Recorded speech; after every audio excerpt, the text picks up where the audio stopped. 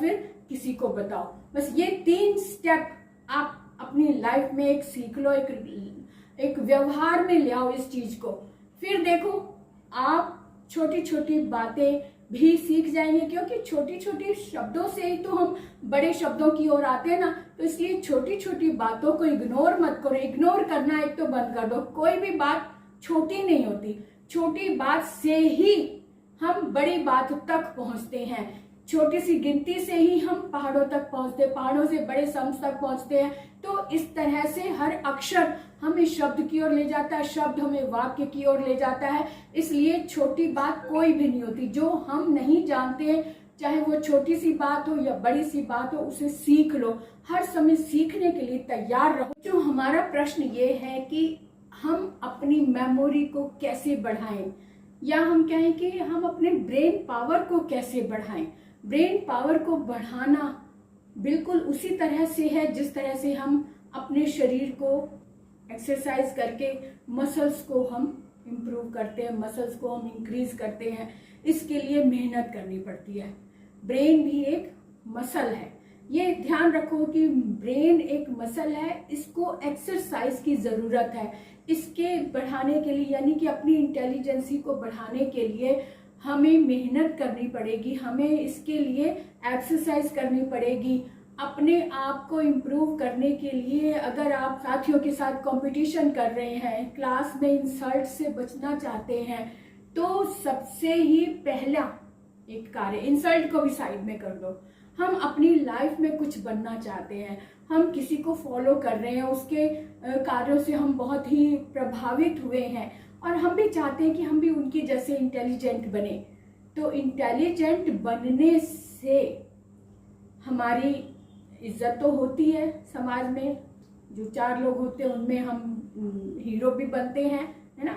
लेकिन ये हीरो यूं ही नहीं बन जाते, इनके लिए हमें एक्सरसाइज करनी पड़ती है। एक्सरसाइज भी वो जो हमारे ब्रेन को इम्प्रूव करे, यानी हमारे ब्रेन की पावर को इंक्रीज करे।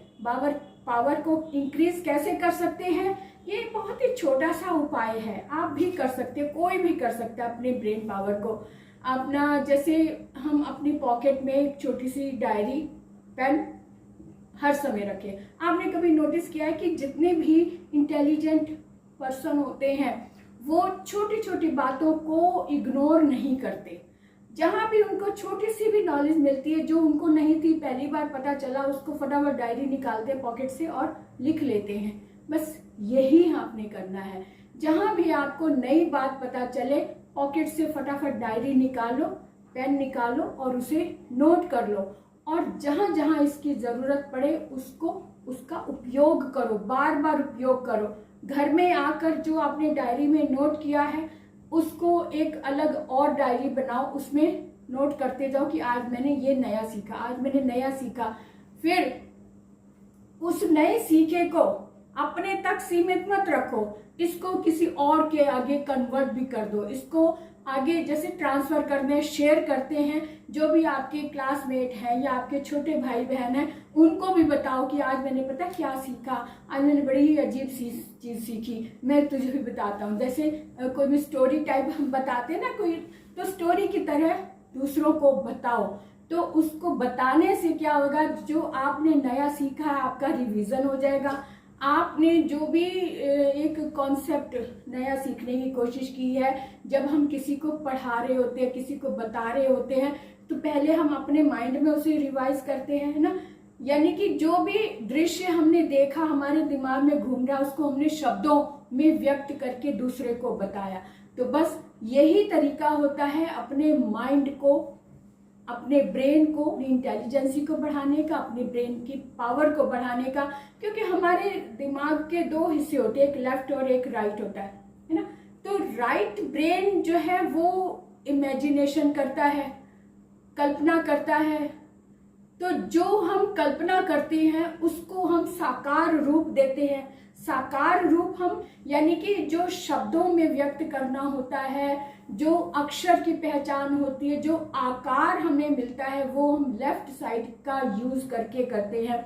यानी कि लेफ्ट एंड राइट दोनों का बैलेंस जब हमारा बनता है, सही रूप में दोनों का उपयोग जब हम करते हैं तभी ब्रेन की पावर बढ़ती है। तो ब्रेन की पावर को बढ़ाने के लिए ये छोटा सा स्टेप आपने देखना है, आजमाना है। अपने पॉकेट में एक छोटी सी डायरी रखो, पेन रखो और जहां भी मौका मिले, जहां भी आपको नया चीज सीखने को मिले उसे उसी समय लिख लो। लिखो, घर आओ, दूसरी डायरी जो बड़ी है उस डायरी में नोट करो और फिर किसी को बताओ।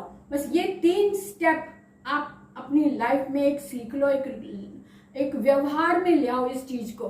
फिर देखो आप छोटी छोटी बातें भी सीख जाएंगे, क्योंकि छोटी छोटी शब्दों से ही तो हम बड़े शब्दों की ओर आते हैं ना। तो इसलिए छोटी छोटी बातों को इग्नोर मत करो। इग्नोर करना एक तो बंद कर दो। कोई भी बात छोटी नहीं होती, छोटी बात से ही हम बड़ी बात तक पहुंचते हैं। छोटी सी गिनती से ही हम पहाड़ों तक पहुंचते हैं, पहाड़ों से बड़े समझ तक पहुंचते हैं।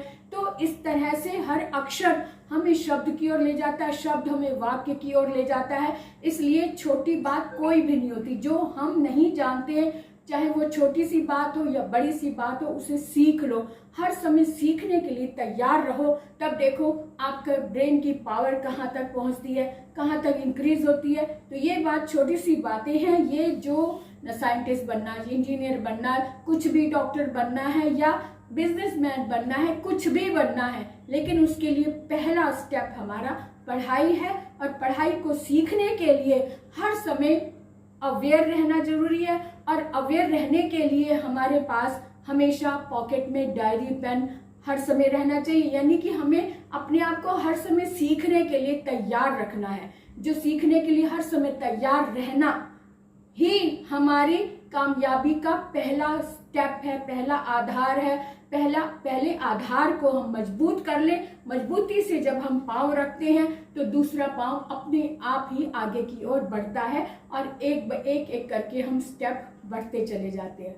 है ना मजे की बात? बहुत कठिन नहीं है और बहुत आसान भी नहीं है। आसान इसलिए नहीं है कि हमारा आलस्य अगर हमें है तो हमें आगे नहीं बढ़ने देगा। लेकिन अगर आप सच में अपने मन की बात सुनते हो, अपनी पर्सनल जानकारी यानी अपनी पर्सनल इंप्रूवमेंट चाहते हो, तो ये तो हमें करना ही होगा। इसके लिए हमें हर समय तैयार रहना है। तो इसके लिए हमें क्या करना होगा? एक डायरी, एक पेन पॉकेट में रखो और हर समय लिखने के लिए तैयार रहो। चाहे आप भीड़ में खड़े हैं, थिएटर में बैठे हैं, कुछ भी देख रहे हैं, सिनेमा देख रहे हैं, कुछ भी देख रहे हैं, लेकिन पॉकेट में से निकालो, हल्का सा, थोड़ा सा फटाफट शॉर्टकट में लिख लो। फिर बाहर जमा हो तो उसे शेयर कर लो। बस इतनी छोटी छोटी सी बातें हैं जो हमें आगे की ओर बढ़ाती है, हमें सीखने को प्रेरित करती है और हमें भीड़ में हीरो भी बनाती है।